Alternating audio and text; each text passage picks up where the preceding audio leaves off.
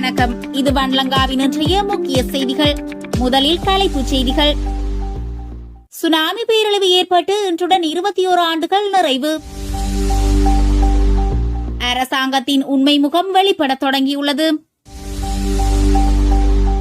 நிவாரணம் வழங்கும் நடவடிக்கை 100% சரியாக இடம்பெறவில்லை. நாடு முழுவதும் போலீஸ் அதிரடி வேட்டையில் பலர் கைது.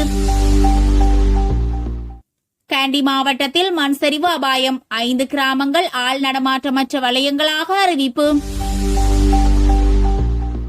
மஹிந்தவின் திடீர் மாற்றத்தின் பின்னணி குறித்து வெளியான தகவல். ரணில் மற்றும் சஜித்தின் அடுத்த கட்ட நகர்வு குறித்து வெளியான தகவல். முல்லைத்தீவில் காணியற்றோருக்கு விரைவில் காணிகள் வழங்கப்பட வேண்டும், ரவிகரன் எம்பி கோரிக்கை. கொழும்பில் ஆசிரியர் ஒருவரின் கொடூர செயல், தூக்கி வீசப்பட்ட இளைஞன். காசாவில் போர் நிறுத்த மீறல்கள் தொடர்வதாக குற்றச்சாட்டு. துருக்கியில் IS அமைப்பைச் சேர்ந்த 115 சந்தேக நபர்கள் கைது.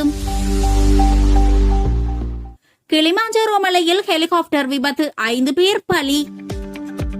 இனி விரிவான செய்திகள். சுனாமி பேரழிவு ஏற்பட்டு இன்றுடன் 21 ஆண்டுகள் நிறைவு. சுனாமி பேரழிவு ஏற்பட்டு இன்றுடன் 21 ஆண்டுகள் நிறைவடைகின்றன. கடந்த 2004 டிசம்பர் 26ஆம் தேதியன்று இந்தோனேசியாவின் வடக்கு சுமத்ரா கடற்கரையில் ஒரு சக்தி வாய்ந்த நிலநடுக்கம் ஏற்பட்டது. இது இலங்கை உட்பட பல நாடுகளை பேரழிவிற்குட்படுத்திய மோசமான சுனாமியை தூண்டியது. இதன்போது இலங்கையில் 35,000க்கும் மேற்பட்டோர் இறந்தனர். மேலும் 5,000 பேர் காணாமல் போனார்கள். மேலும் ஏராளமான சொத்துக்கள் அளிக்கப்பட்டன. சுனாமி பேரழிவில் இறந்தவர்களை நினைவு கூறும் வகையில் 2005ஆம் ஆண்டு முதல் ஒவ்வொரு ஆண்டும் டிசம்பர் 26ஆம் தேதி தேசிய பாதுகாப்பு தினமாக நினைவு விழாக்கள் நடத்தப்பட்டு வருகின்றன. இந்த ஆண்டு தேசிய பாதுகாப்பு தின நினைவு பரளிய சுனாமி நினைவிடத்தில் இடம்பெற உள்ளது. இந்த ஆண்டு தேசிய பாதுகாப்பு தினம் சுனாமி பேரழிவு மற்றும் பிற பேரிடர்களினால் இறந்தவர்களை நினைவு கூறும் என்றும் மாவட்ட மட்டத்தில் பல சர்வமத நிகழ்ச்சிகளும் ஏற்பாடு செய்யப்பட்டுள்ளதாக பேரிடர் மேலாண்மை மையம் தெரிவித்துள்ளது.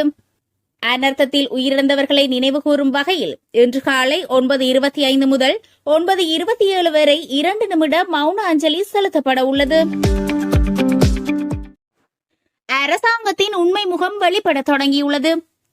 அரசாங்கத்தின் உண்மை முகம் வெளிப்படத் தொடங்கியுள்ளதாக இலங்கை உழைக்கும் பத்திரிகையாளர் சங்கம் தெரிவித்துள்ளது. ஊடக நிறுவனங்களின் ஒளிபரப்பு அனுமதிகளை ரத்து செய்ய மேற்கொள்ளப்படும் முயற்சிகள்